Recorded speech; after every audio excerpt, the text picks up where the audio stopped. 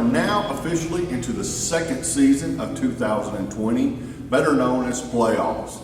Coach, big game coming up Friday night. Warren Central coming to town for the first round of the 6A playoffs. It's got to be a whole new feel for you. Yeah, new season. You get an extra week to practice. You get an extra week to be with your guys. You know, told our guys, I said, there's only 16 teams left in 6A football. And you're one of those 16. You're one of 8 that are getting to host a playoff game. Right. Something that we hadn't done in a few years. We're excited about this opportunity to get another week together, to keep growing, to keep building our program, to, display everybody in front of our home crowd. That makes it special. Exactly. And of course, last time Tupelo hosted was 2017 against Warren Central. So welcome back to Tupelo. Coming off a tough loss at Oxford last week, and you probably as a coach got to be politically correct. I don't. I felt like we were the better team, and 3 plays made the difference. I'll say it. We absolutely were the better team. I hate it for our guys. Yeah. And I hate it for them so bad because they played very hard, deserved to win the game. 3 plays got us beat. When you basically have 300 yards of offense, they only had 65. It's just definitely left a bad taste in our mouth this week. I don't know, I hope we handle it right, the rest of the way.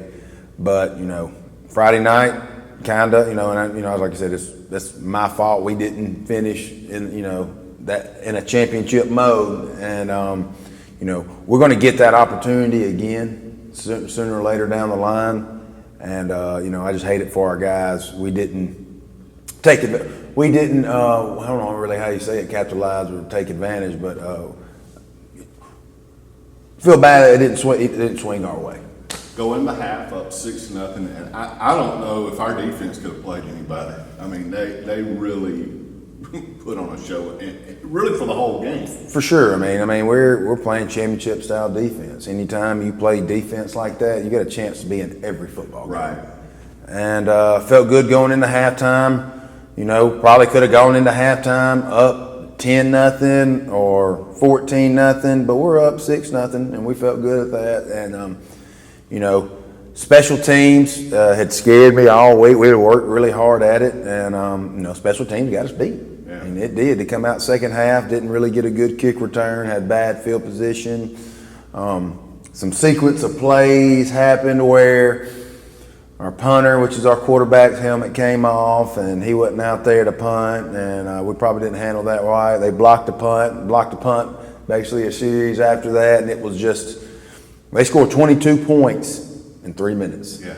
Momentum like that. You take that third quarter back, you take that third quarter away, we beat them. We probably beat them like a drum. Right. But hey, it's football. It's life. We got to learn a lesson from that. I got to be a better coach in that third quarter right there, and we just got to learn from that mistake. Could you feel in the locker room post game the steam from the players? Oh yeah, it was. It bothered them. Right. It bothered them. That's what you want. Oh yeah, and it bothered them. But I didn't want them to hold on to that and be woe is me. Right. Because our guys been through a lot this year. Our guys been through just as much as anybody in 6A football, with a lot of key guys being out for the year, a lot of different COVID situations, this or that. I told them, you can't take away from the accomplishments that they've made. Nobody thought we would have been in that situation after the third or fourth game of the season. Nobody thought. Everybody written us off. And I'm glad they did, because I don't. But that's what I told them. I said, guys, don't let this game beat you next Friday. Right. Take away a great home playoff week of practice. Don't let that, damper that, and don't let one game determine who you are. You don't want that hangover. You don't want that hangover. And that was my biggest thing. But yeah, our kids took it hard. They took it really hard. They really wanted to beat those guys. They really wanted to be division champs. They really wanted to break that streak. And they had it in their hands, and it got kind of, I ain't gonna say it got taken away. It just kind of fell out of their hands. Right. So. Practice this week. How It's kind of been up and down. Been kind of a weird week. I'll say Monday we had a hangover. I ain't gonna lie to you, we had a hangover from Friday. Yesterday was a better day, and we feel good about today. We're gonna deal. Try to get guys. Hey, take advantage of every practice you got. You don't know if it's your last. You don't know if it'll be the last time you get to hit your buddy at practice or hit one of your best friends or block them or tackle them. He said you don't know if you're ever going to get that back. So, win, lose, or draw, you treat every day like it's your last, and you go have fun with it. Let's talk about Warren Central a little bit. What can you tell us about them? What have you seen on film? They remind me a lot of the teams I kind of coached at Houston. Okay. The same similar type of kids. Very athletic, very tough. Football team. They play great defense. Good at running the ball. They play just like their head football coach played. Josh Morgan. I mean, they run to the football. They take pride on scoring on defense. And they're a tight-knit group. You can tell they're established, cultured, established program. And on offense, they run the ball. Right. They're going to run the ball. They're going to run the ball. Their quarterback's a running back, basically, and they're going to run the ball and they're going to play great defense and they're going to get in your face. What a quality opponent Warren Central team would you think they're going to do? And they've got some history in the program as well, so Absolutely. They understand what the playoffs is all about.